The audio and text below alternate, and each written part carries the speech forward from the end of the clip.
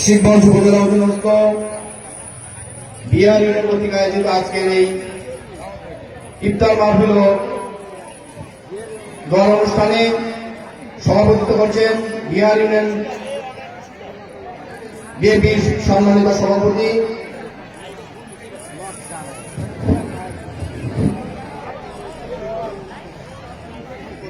জনাব সাইফুল ইসলাম।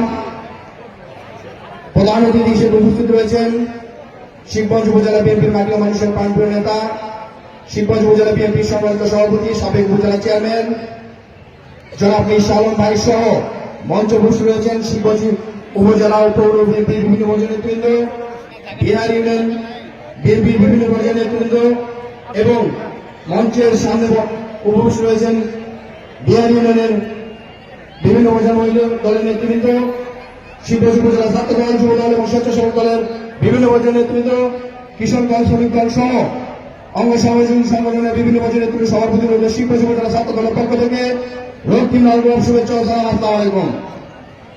প্রিয় নেতৃবৃন্দ, আমরা দীর্ঘ 17 বছর এরকম জাঁকজমক ভাবে কোন ইফতার মাহফিল করতে পারি নাই।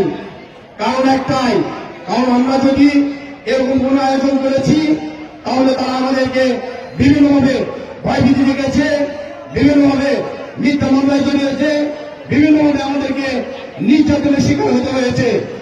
তাই আমি বলতে চাই, বাংলাদেশের মাটিতে যেন আর কোন ফ্যাসিবাদী সরকার এভাবে আমাদের প্রতি অন্যায় অত্যাচার না করতে পারে, সেজন্য আমরা সবাই সজাগ থাকবো। আমাদের প্রিয় অভিভাবক দেশ নায়ক তারেক রহমান বাংলাদেশের মাটিতে ফিরে আসবে, সেই লক্ষ্যে আমরা সর্বোচ্চ ভূমিকা পালন করব এবং ঈদের পরে আমাদের নেতা বাংলাদেশের মাটিতে ফিরে আসবে।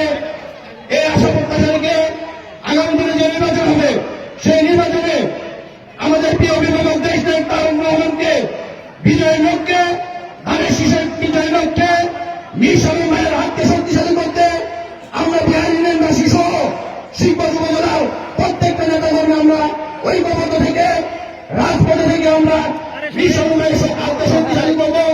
এই আশা প্রত্যাশা রেখে আমরা প্রসঙ্গিত কর্ম শেষ করছি। শহীদ জগন্নাথ, দেশের ত্রিজন কল্যাণ জিন্দাবাদ, আনন্দের অহংকার, প্রিয় নেতা তারেক রহমান জিন্দাবাদ, আমাদের প্রিয় অভিভাবক মিশন জিন্দাবাদ।